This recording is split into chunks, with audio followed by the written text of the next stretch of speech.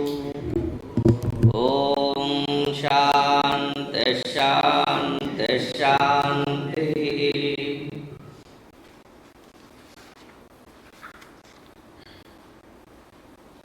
We have seen the third mantra yesterday. न तत्र चक्षुर्गच्छति न वाक् गच्छति नो मनः न विद्मः न विजानीमः यथा एतत् अनुशिष्यात् अन्यदेव तद्विदितादतो अविदितादभि इति सुश्रुमपूर्वेषां येनस्तद्व्याचचक्षिरे.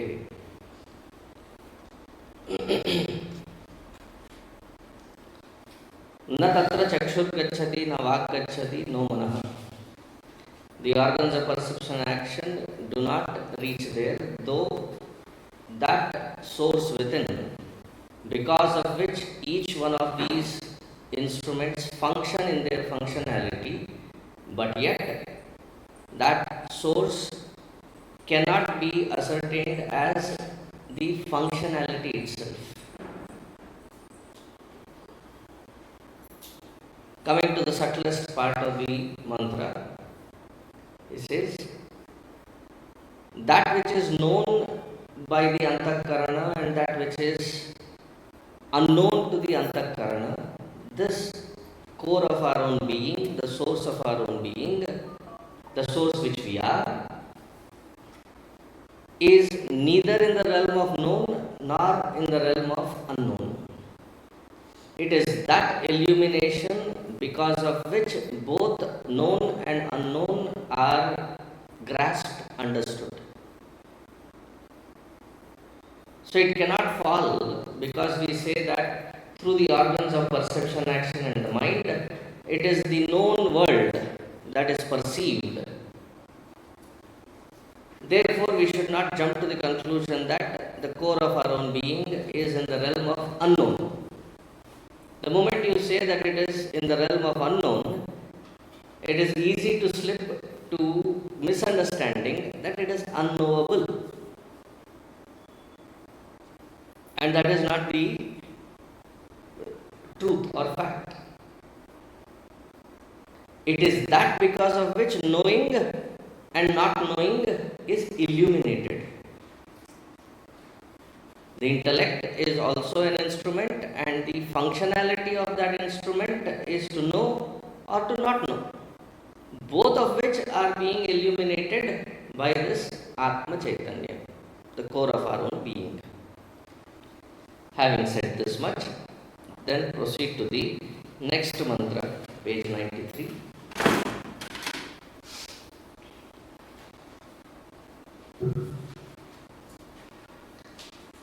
Now from here to the last mantra of this particular chapter, there is a certain pattern that is evolved.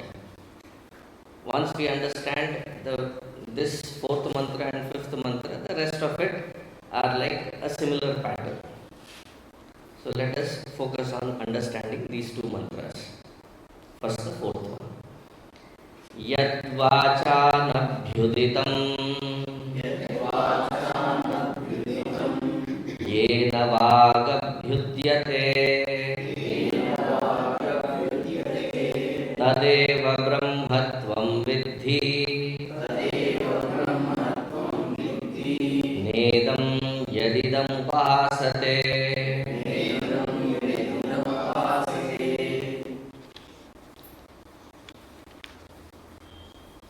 A very simple, straightforward statement being made in this mantra.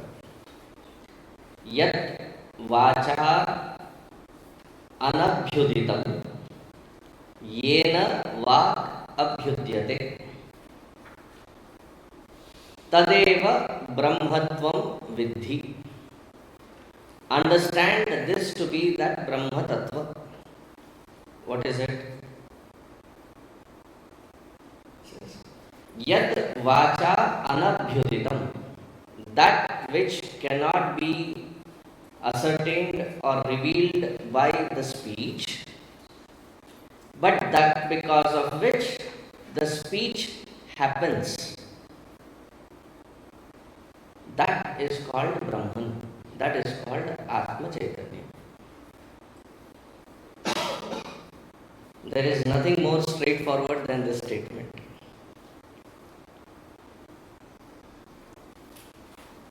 For the last 2 months, we have started the meditation class.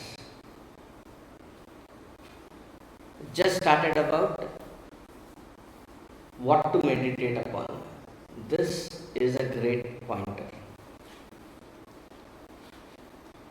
Speak we must. Speech is an integral part of our interaction. Cannot avoid. Sometimes for our speech, we don't need a second person. I have seen people that talk to themselves. I have also seen people that talk to their GPS system. Have you noticed? When the GPS gives an instruction, instead of a straightforward instruction, goes roundabout. Instead of saying take a U-turn, it says take a left, then take a left, and then continue. It has to say take a U-turn. So you start having a conversation with the GPS, knowing very well that the GPS will not respond. I am one of those.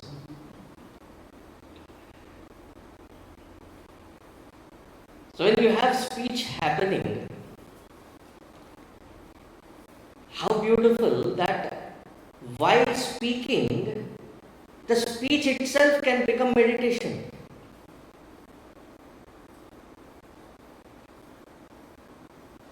It's not about the words that you are speaking, it is not about the content of your speech, it is not about whether it is cognizable, understandable, not understandable. All of that is immaterial. Speech is happening, is a point of meditation.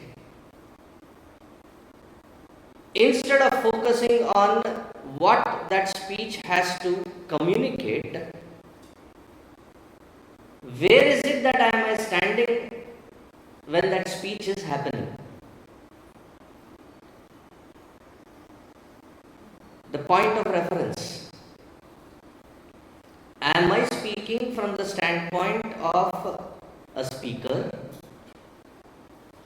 A speaker who is cautiously watching what they are speaking, meaning there is an intellect involved.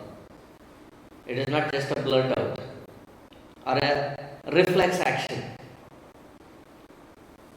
When your child standing behind the door, waiting for you to pass by, jumps on you, says, "Boo!" There is a blurting out. Does it have a meaning? It's just an expression. It's the expression of a reflex.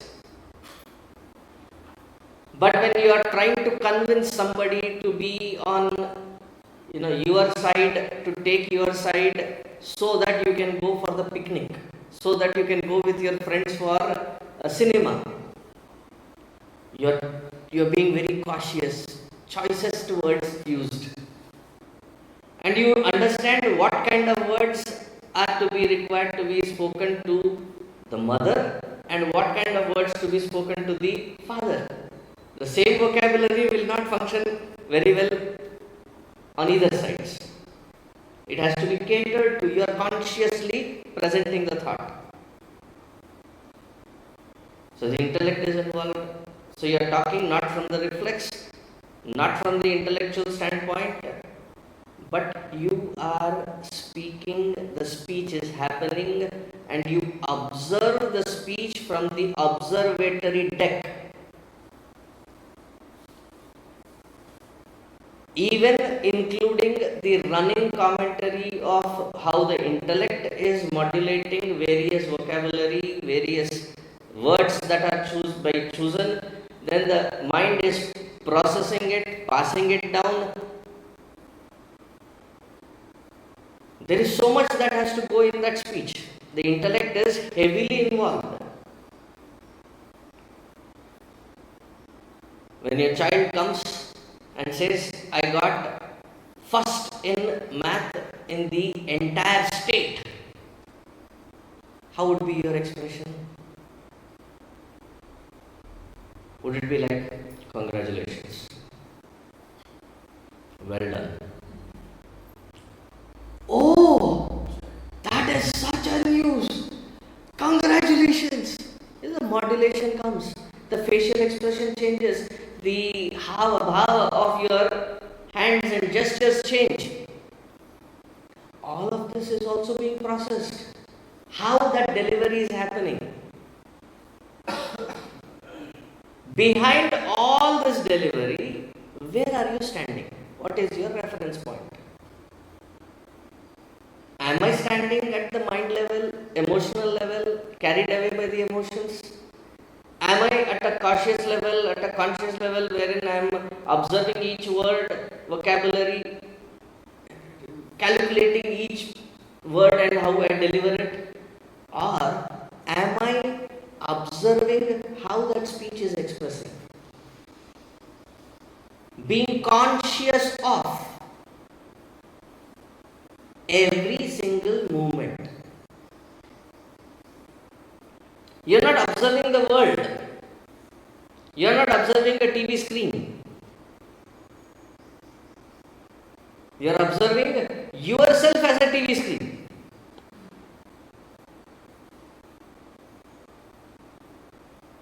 Being conscious of every single syllable, every single word, every single bhava with which it is coming. You are allowing that bhava to express, but you are being awarefully doing it. You are allowing the organ of perception action to function, but yet in that functionality, the reference point is I am observing myself. Self-awareness.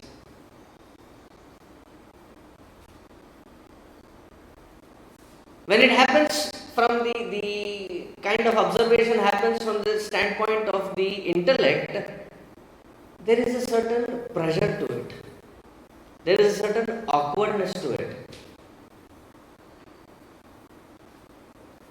Like, for example, when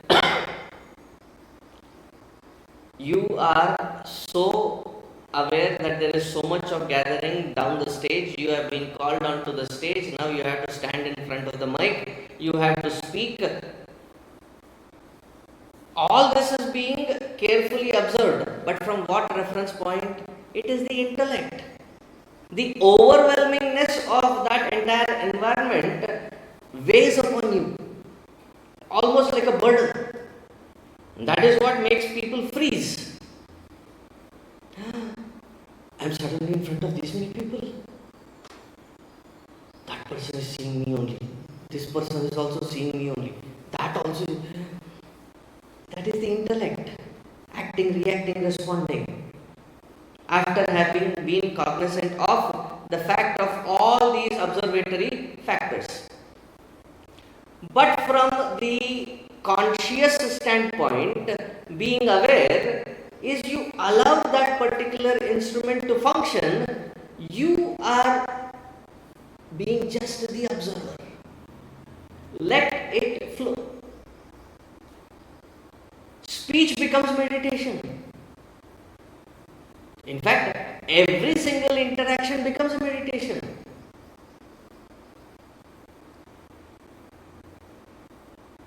I don't want to name this as a special meditation.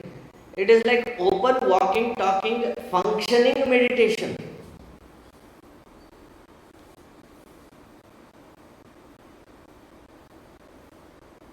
While you are learning the car. Oh, that's a good example. While you are learning the car, the instructor is giving the instructions. Look into your left mirror, look into your right mirror, look into your back mirror. The 3 mirrors, right? Stop looking at yourself, look at what is in the mirror that is reflected from the back. Now, while you are looking at it, look at the traffic. It is not just glancing at these mirrors. What is the content of that mirror reflecting? You have to be aware of it. What is coming onto your left side? What is coming onto your right side? What is coming right behind you? Because if you have to have a sudden break, you should be careful as to what is behind you. Are they that close that if you hit a sudden brake that they will jam into you? How do you ease it in? And then the steering has to be controlled with the evaluation of the margin that is there between the vehicle coming on your left, vehicle coming on your right, and that which is in front of you. You have to hit the margin and evaluate that margin and squeeze the car between. See, when I went from here to US, I had not driven a automated car. So I said, do you have experience of driving? I said, yes, but not the automated. I said, if you have the stick shift or the geared one, then this would be easier. But where would my habits go? So right outside our ashram, the road which leads to the first signal, as I turned and got closer, the person who bravely gave that car for me to drive, just to see how much I know, so that I can apply for the driving license. So my Indian habit came over. There were 2 lanes, and in between the 2 cars that were already there in those 2 lanes, there was a gap, and I knew I could squeeze the car in between. Indian habit. The person whose car it was jumped out of the seat. He said, Swamiji, you have to be either in this lane or in that lane. You cannot squeeze in between. So that is the habit here. There is a lane discipline. For me, driving left hand, right hand, that was never an issue. Driving itself was not an issue. Driving in lane, that was an issue. Because I was wired to think purely from the Indian standpoint, wherever there is a gap, squeeze it in. If a distance can be covered in 30 minutes and if you follow that lane discipline here, you would probably end up driving for 1.5 hours. There, if you don't, then probably you would end up, it is quite dangerous. So you are being taught. So at that moment when you are still learning, wherein you are trying to coordinate the gap and the margins and you are trying to turn your car, and the instructor is saying, hold on, don't go fast, there is a vehicle. And then I saw it but I did not account for it in. The intellect is overworked because I am trying to take all components in. I am trying to be aware of it from the intellectual standpoint.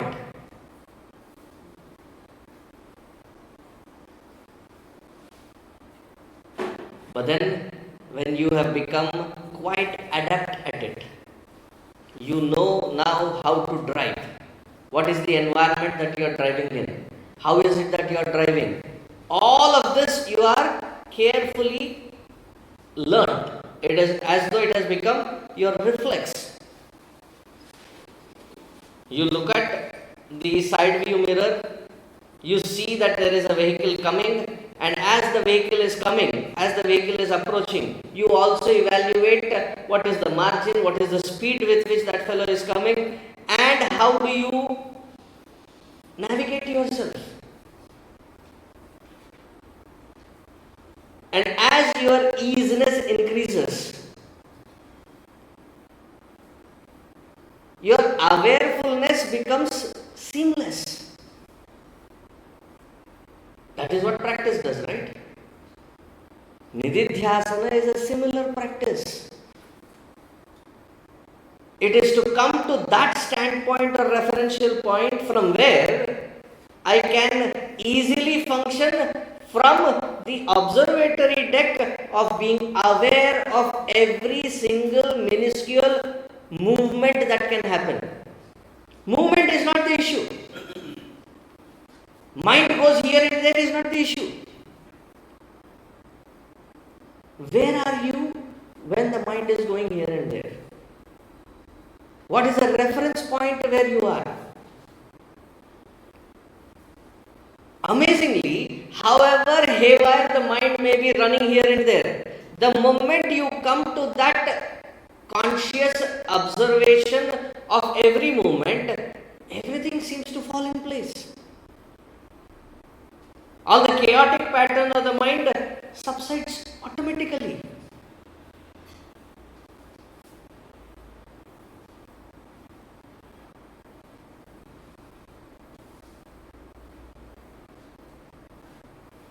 See, you take any example. I used to love watching one tennis player. His games, though I had no time to sit down and watch the entire game, but the highlights, I would not miss Federer. I would watch. It is such a his playing was so precise. There was such an artful flow of the entire energy in playing it that he'll run to the corner of his side of the court, and it's an awkward angle that the ball is shooting out. He would reach out and aim it in such a way, it looks so effortless that it goes to the opposite side where the player is not, and in that corner, it just lands in that corner and takes a further away angle. You might think it is fluke. Time and again he can repeat it. The effortlessness is of course because of the practice, but to be aware that the reflexes function in that pattern, what kind of level of the awarefulness on that court? I used to think it is easier to teach them meditation, because they have come to that single pointed focal point of awareness. You just have to now divert their attention to the reference point of something higher and subtler. Cricket players, what ease. There are some players, the same ball, if it is thrown to somebody else, they will look very clumsy. But for these people who have such awareful presence, it seems like the time is in a slow motion for them. The ball falls and the ball is read well, and they have taken a stance, they have gathered the momentum, and they hit it all in fraction of a second. For them it almost seems like there is 3-4 seconds extra to deal with that ball. What awareful presence there. But what happens is they are only focused and awareful maybe only in that game part. The rest of the life, that is not acclimatized. What meditation is saying, or what Nididhyasana is saying, is whether it is speech, seeing, hearing, smelling, tasting, working with your hands, walking, every single aspect of interaction, to be from that reference point of the highest awarefulness. That is called Brahman. That is called Atma Chaitanya. If these three sentences are understood, the fourth sentence of the mantra comes as a bouncer. This is called Brahman, not that which you are in the upasana. Nedam yadidam upasate. All the Krishna, Rama, Devi, Saraswati, Shiva, Ganesha. Now, to understand this statement, the Upanishad is not discarding or throwing away any of the upasana paddhati or the upasya devata. All that it is saying is, in the upasana, there is the phala of upasana of chittekagrata and dehabhimana getting lower. That which is being worshipped is still in duality.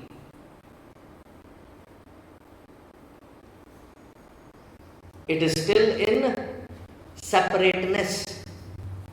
Separateness cannot be claimed as the experience of the highest. Yes, upasana must be performed by every single seeker, cannot be avoided. Hearing this specifically in our mission, people get to the audacity of thinking, I am intellectual. Khak intellectual.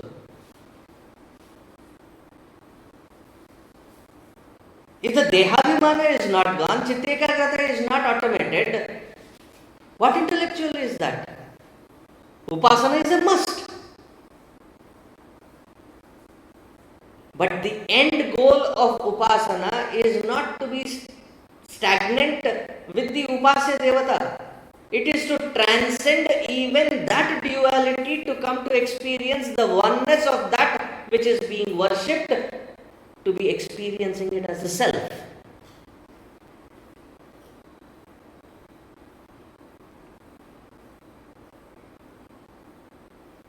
And there is no shortcut here. And after spending 30 plus years reading, one point is very clear.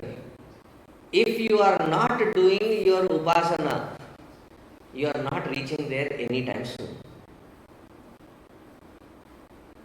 But Swamiji, the mantra is saying something else. Yeah. To remove the confusion of what actually the mantra is pointing at, it should not dilute the step of upasana. For almost all of us, upasana is a necessity.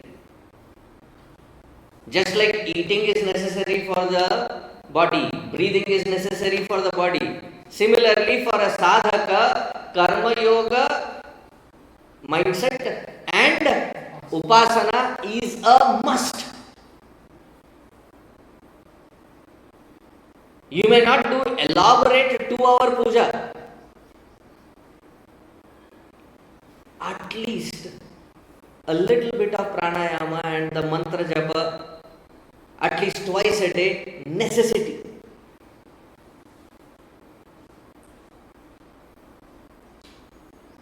This mantra is not trying to tell that those steps are not required, because that is what many of us end up interpreting. Oh, they are of a lower level. That is not how it has to be seen. Plus, the Upanishad is being guided to who? For somebody who has done very consciously the entire karma kanda. The field of karma has been done impeccably and has done upasana. To such one, this message is being given.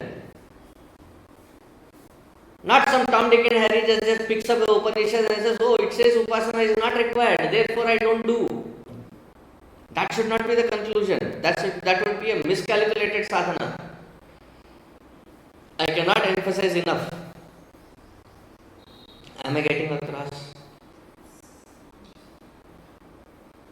Otherwise, we end up getting caught up in pure chaos of, in the name of Shastra Vichara, going around books after books after books, reaching nowhere.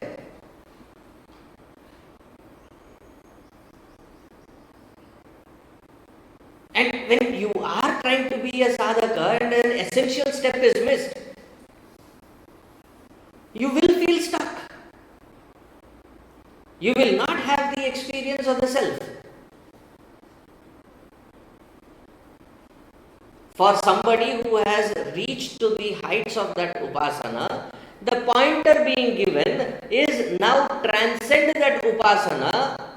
When I say transcend that upasana, it doesn't mean that it was not required. It means you have reached to the maturity of that upasana, and the maturity has to reflect in understanding and experiencing that that which is being worshipped is verily the self within. There is absolutely no difference.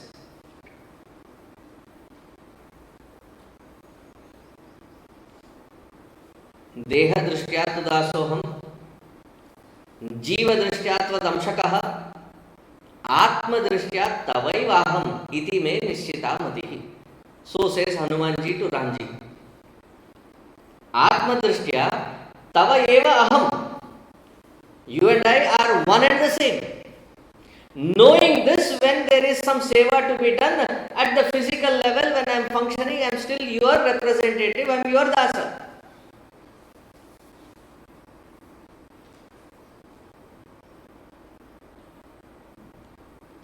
This completeness, comprehensiveness in understanding has to be there.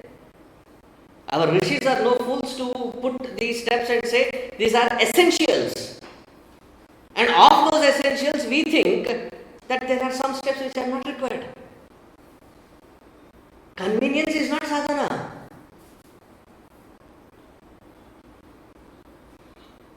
Nedam yadidam upasate. That which is being worshipped outside, that which is being preyed upon to, has to culminate in the factuals of experience, subjective experience, that I am this Brahma Tattva.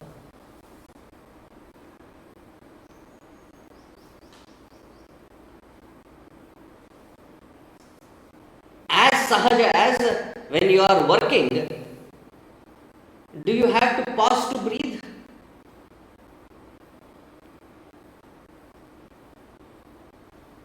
When I am, so please break. Why? I have to now breathe.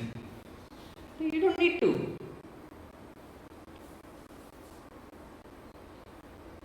However complicated, the breathing still happens. To that sahaja sthiti should be our experience completely abiding in it, that I am this consciousness, from this platform the functionality is happening, and that functionality happening is not a hindrance to a person who is completely abiding in it. For the initial seekers, yes, sounds are a distraction. Thoughts are a distraction. Smell is a distraction. Whether the room is hot or cold is a distraction.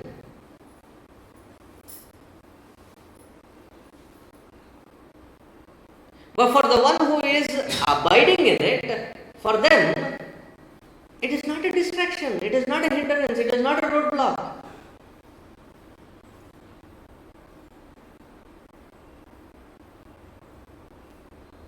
It is from that conscious standpoint, it is from that awareful standpoint, that when you observe the speech happening, and with that reference point you are staying only at that point, even with our awareful effort, if we can stay there for half a minute, I think we are doing sadhana in the right direction.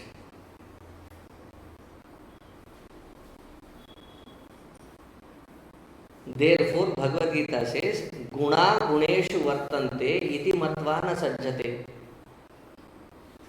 These gunas here, which are propelling into thought, word, deed, is interacting with the gunas of the Prakriti.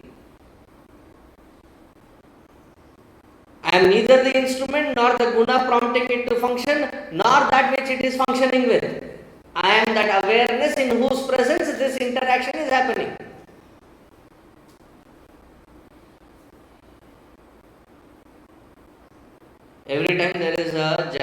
25th or January 26th or August 15th happening, my heart goes out to that president. Because usually the presidents are quite aged and they have to stand there watching the parade with their hand lifted up for hours at end.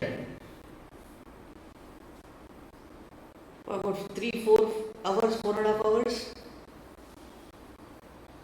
But that is a good example. You are a part of it, you are observing it, you are allowing the entire movement to happen, but you are not impacted by that movement. Watching the parade of life happen in your mere presence. But where are we?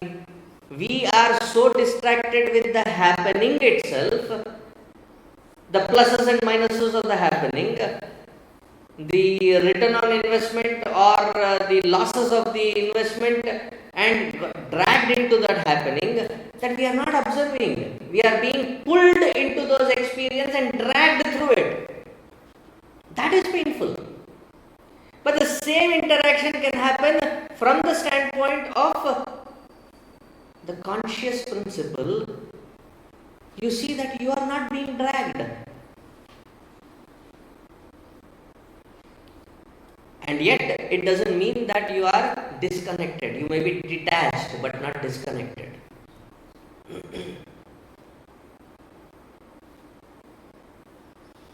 That detached connection is a meditative equipoise.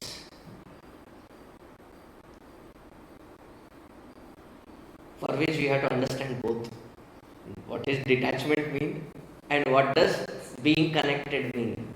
Being connected is not like you are putting a plug into something to be connected. You don't have to put an effort to be connected. It is connected because in your mere presence this functionality is happening. Without you that functionality cannot happen. That you is called Brahman.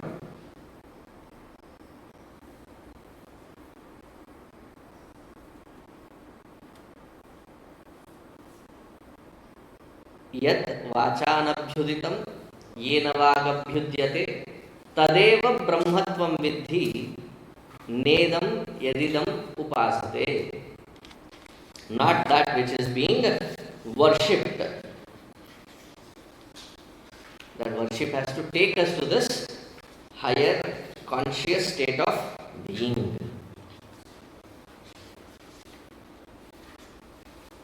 Continuing.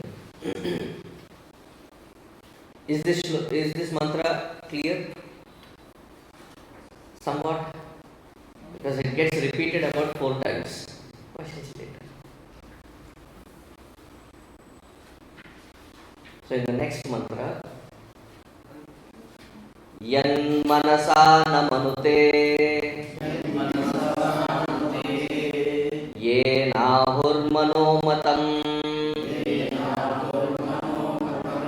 Tadeva brahmatvam viddhi Nedam yadidam upasate. Yan manasana manute yena ahur manomatam.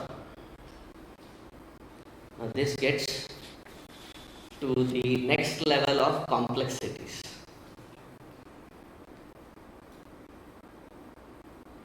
There are 2 layers that have to be distinctly understood of how the mind functions. At a very empirical level, in the outside world of interaction, when the mind functions, mind is nothing but a thought. Not just a static thought, but continuously moving, unbroken thought patterns is called mind.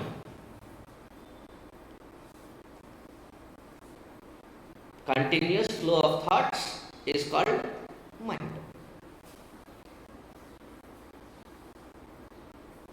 If you take a glass and pull out some water from a river, that that water which is now in the glass is no more called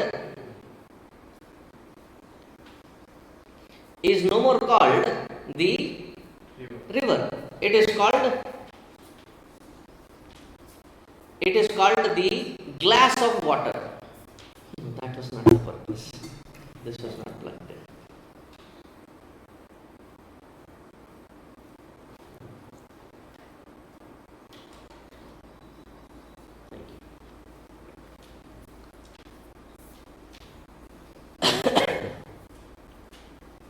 The glass of water is no more a river. What qualifies it to be river? A mass of water which is continuously flowing. Similarly, mind means there are different themes, different thoughts in those themes, different emotions involved, engaged in that, and continuously flowing. That is called mind.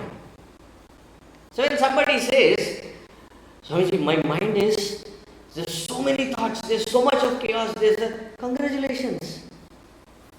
You have a functioning mind. There's nothing wrong with it. That is how it is designed. That is how it should be. Yes. Is it something that is being channelized or non-channelized? That can make a difference. That is abhyasa, that is a discipline that one can inculcate. Mind by nature means constant flow of thoughts, constant flow of feelings and emotions. How does this mind work? So the first layer of it is, it receives various amounts of data from all the organs of perception. It consolidates to each moment the information received from eyes, nose, ear, mouth, skin. It consolidates all of it. In that moment, it bundles up as an experience. All the data points included. Poor fellow is doing a meticulous job.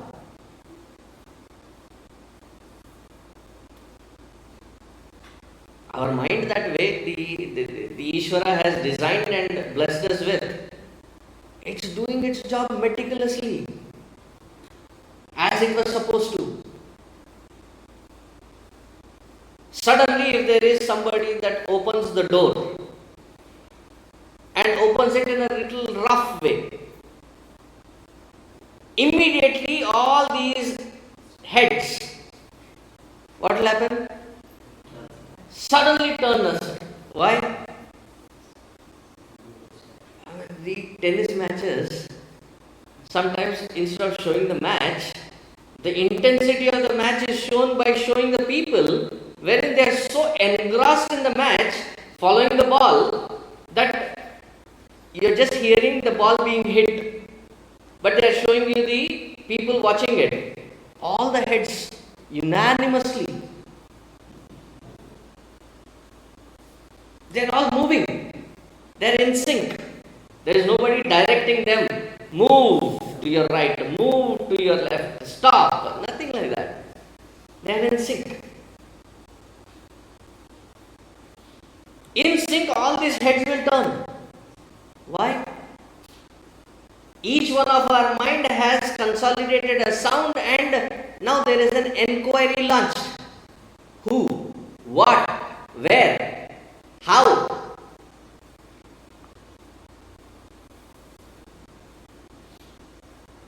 And then suddenly a cat strolls in. I'm just giving some bizarre experience. Some would get to shoo it away, some would get scared, some would be amused. Different reactions, different minds. All this data is consolidated. Imagine every moment, I am not defining the moment here, however minuscule the moment may be. All the data is being received, bundled, packaged. Now this packaged data is further processed and filed by the intellect. The decisions, the processing of it is done by the intellect. What is the sound being made? Who is making it? Where is it coming from? Is it something that has to be paid attention to, not paid attention to? Is it something important? Is it not important? Evaluated by the intellect. Then the instruction is given further to the mind, and that mind further engages the organs of action into that field of action. I am not attributing whether it is a good action, good decision, bad decision. I am not going into that. How does it actually work? This is how the Antakarana responds. This is how the Antakarana functions. This is one layer. The other layer of it is our intellect is the subtlest of the Sukshmendriya. Of the Antakarana, the intellect is the subtlest. Into that, the reflection happens. Why does it reflect? Because it is the subtlest polished surface. Therefore, that conscious principle reflects in it. As soon as it reflects in it, that reflected consciousness identifies itself with that intellect. It has enabled the intellect and identified with the intellect.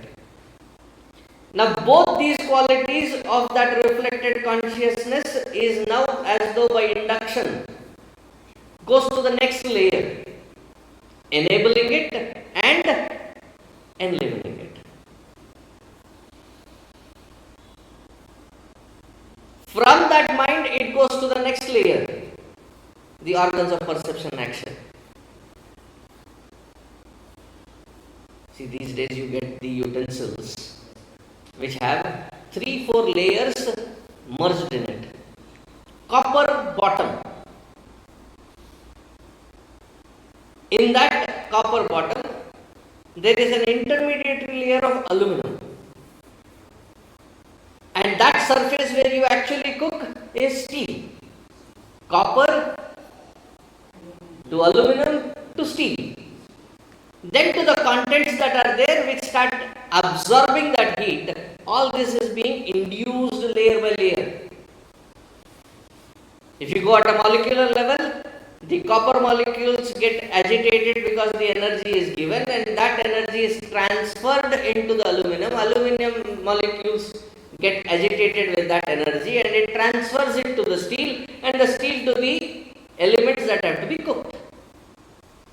Similarly, the conscious principle reflects, enlivens and engages it. The same quality is further pushed down to the next grosser levels. So at one level, at one layer, with the blessings of that conscious principle, this entire movement is happening. Enabled thus, it functions in the outside world.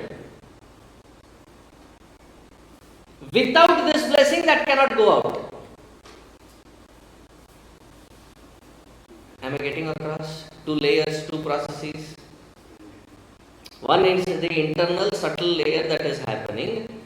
Because that is happening, it is now ready, available to engage itself in the outside field. That also has a layered process.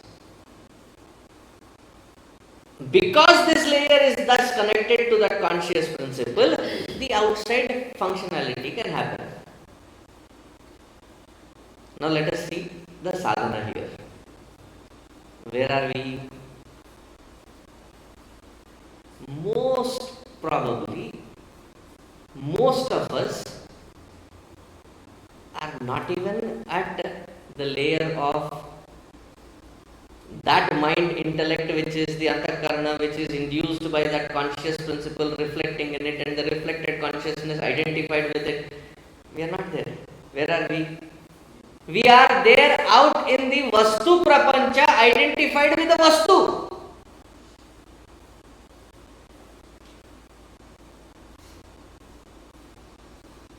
It's about 7:24. So as soon as in next 6 minutes this concludes, in next 10 minutes I reach home, already planning for a good hot cup of coffee. The mind is already dragged out somewhere. It is not even a Vastu which is right in front of you, which is a Vastu that which you are anticipating about 10, 15, 20 minutes down the lane. The mind is already engaged in it. If not that Vastu, there is some other Vastu. I have to remember, my wife said that you remember to go to the satsang every day. All that I asked you yesterday was to bring the lemon and coriander. You forgot. Remember to bring it today. So in your mind you are repeating. Lemon coriander, japa ho raha hai. Om lemonaya namah, Om corianderaya namah, Om lemonaya namah, Om corianderaya namah. Why? Today also if I go, she might put a barricade for the satsang itself. So I have to remember to take it. Where am I? Where is the mind? Already with that Vastu.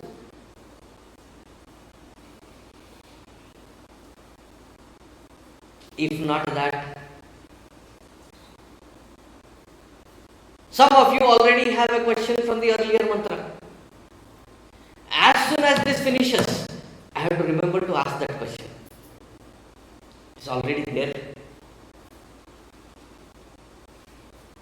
Something else where we are not, that is where the mind has already taken us, and that is where we are.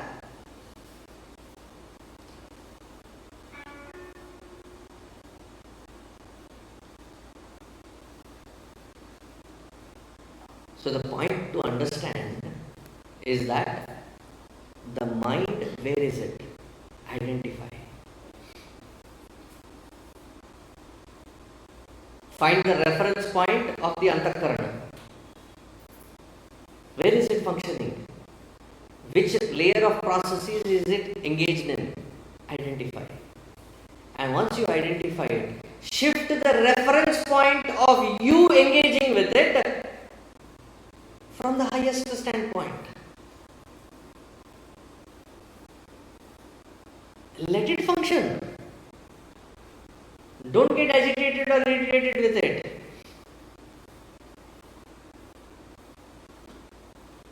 Otherwise, we start carrying the guilt. Swamiji, during the satsang, I was only thinking of coffee. The moment you disidentify from that coffee and see, अच्छा बेटा coffee चाहिए, बाद में.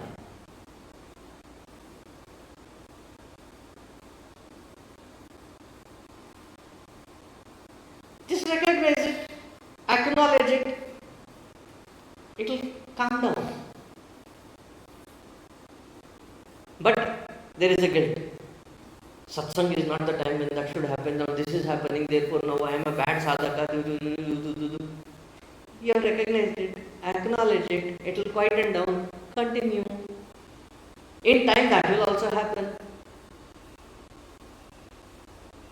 But we are lost in the schematics of where the mind is functioning. I have not even added how others react and how I react to what others react and what are the impressions and the repercussions of it and how should I respond, how should I duck, how should I do. All this kachpach of calculation is constantly happening. I am not even paying attention to where I am. As though the flow is dragging me and unconsciously I am being dragged. There is a Swedish saying, only the dead fish flow with the water. That which is alive tries to swim up the stream.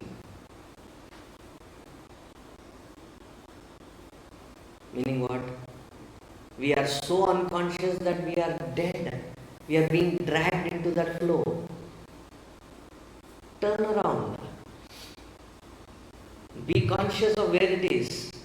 And then shift your attention to the highest. Do it in a progressive manner. From that flow, come to the standpoint of the mind, the emotion. What is the emotion? From that emotion, come to the understanding of the processes at the intellect level. From that, you grow to the next level, the subtlest level, which is being aware of it. The moment you are the awareness, the intellect falls in place, the mind falls in place, the entire act falls in place.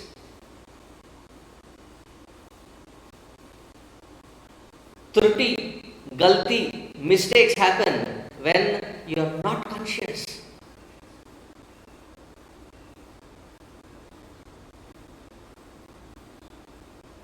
What is that famous saying on the Pahadi roads? Nazar hati, durghatna ghati.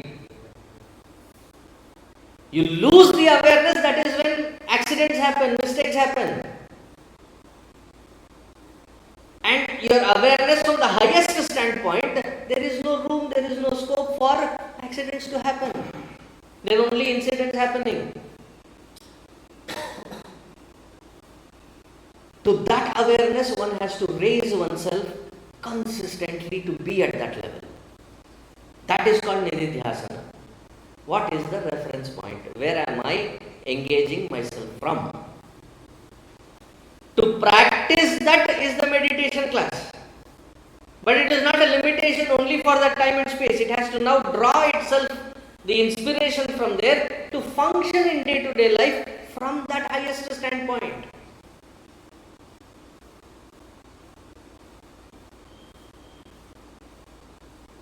I believe most of the doctors, when they are in their surgical ward,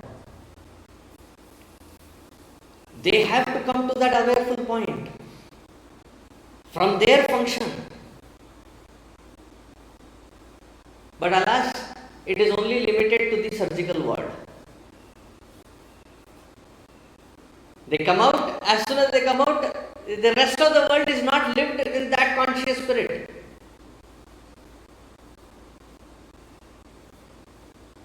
What the Upanishad is demanding is every aspect of our life should be lived with that conscious spirit. You see, life changes. The richness with which you experience life, it changes. And the moment you hit that richness of experience, trupti is automatic. You're satisfied where you are.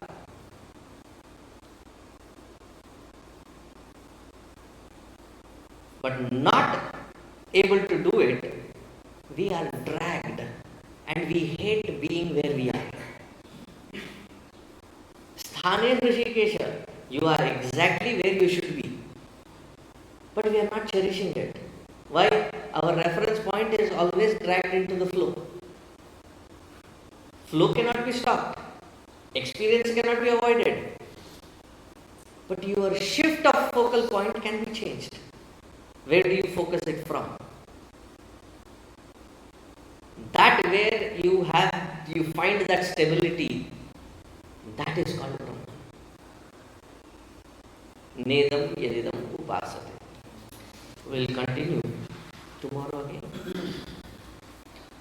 Om Purnamadaha Purnamidam Purnat Purnamudachyate Purnasya Purnamadaya Purnamevavasishyate